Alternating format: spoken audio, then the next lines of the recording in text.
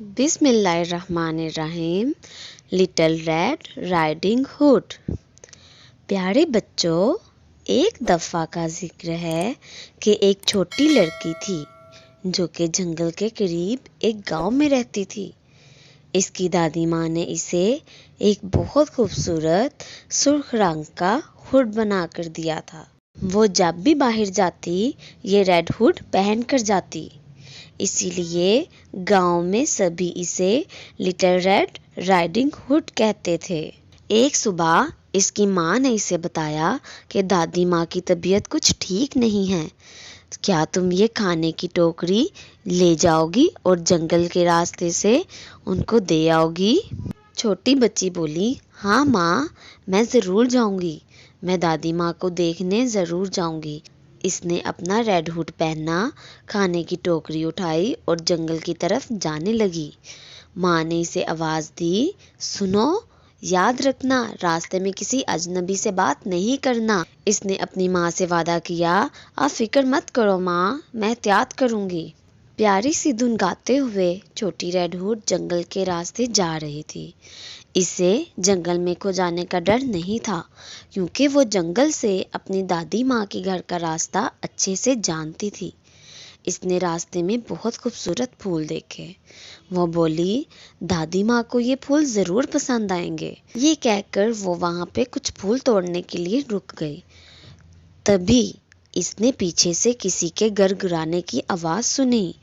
وہ رک گئی، وہ پیچھے مڑی اور اس نے سائے دار درختوں کے پاس ایک بہت خوفناک بھیڑیا دیکھا۔ وہ بنا ڈر کے بولی، ہیلو۔ وہ جانتی تھی کہ یہ بھیڑیا اچھا نہیں ہے۔ وہ اپنی ماں کی نصیحت بھول گئی تھی کہ کسی اجنبی سے بات نہیں کرنی۔ اب بھیڑیے نے اس سے بہانے سے پوچھا، تم اس اچھے دن کہاں جا رہی ہو؟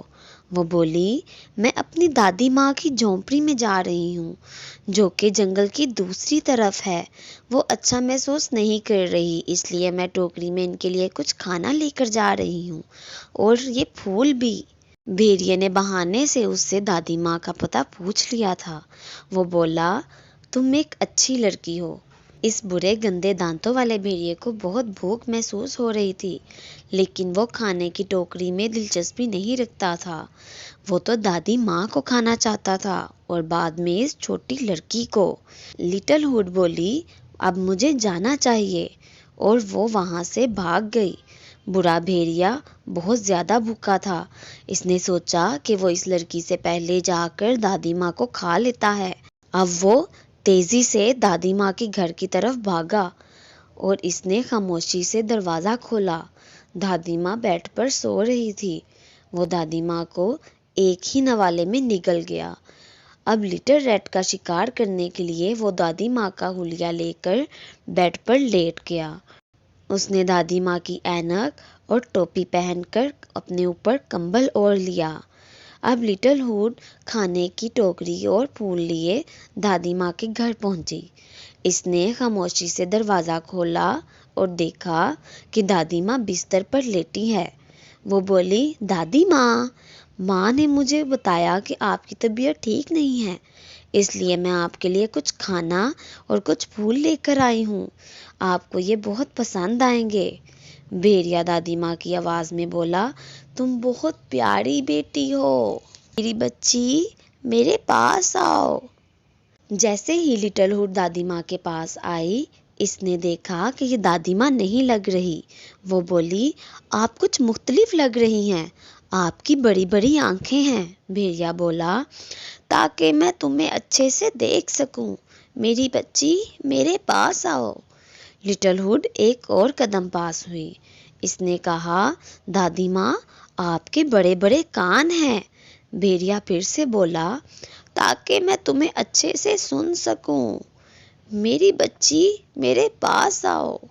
لٹل ہوڈ اب ایک اور قدم آگے چلی گئی اور بولی، دادی ماں، آپ کے کتنے بڑے دانت ہیں۔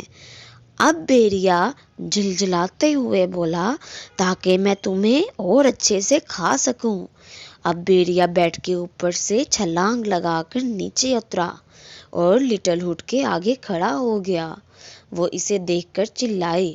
بھوکے بھیڑیے نے ننھی بچی کو ایسے ہی ثابت نگل لیا۔ گھر کے باہر سے ایک لکڑہارے نے گزرتے ہوئے کسی کے چیخنے کی آواز سنی۔ وہ اندر گیا اور دیکھا کہ ایک بھیڑیا بہت بڑے پیٹ کے ساتھ دادی ماں کے بیڈ پر بیٹھا ہے۔ وہ سب کچھ سمجھ گیا۔ اس نے اس بھیڑیے کے پیر کھینچے اور اسے الٹا کیا اور اسے زور سے ہلانے لگا۔ اب اس کے منہ سے لٹل ہوڈ اور دادی ماں باہر گر گئی۔ وہ بھیڑیا اپنی جان بچانے کے لیے وہاں سے بھاگا۔ دادی ماں، لٹل ہوڈ اور لکڑہارے نے اس کا بہت پیچھا کیا۔ وہ جنگل میں بہت تیز بھاگتا گیا، یہاں تک کہ وہ دوبارہ جنگل میں اور گاؤں کے آس پاس دکھائی نہ دیا۔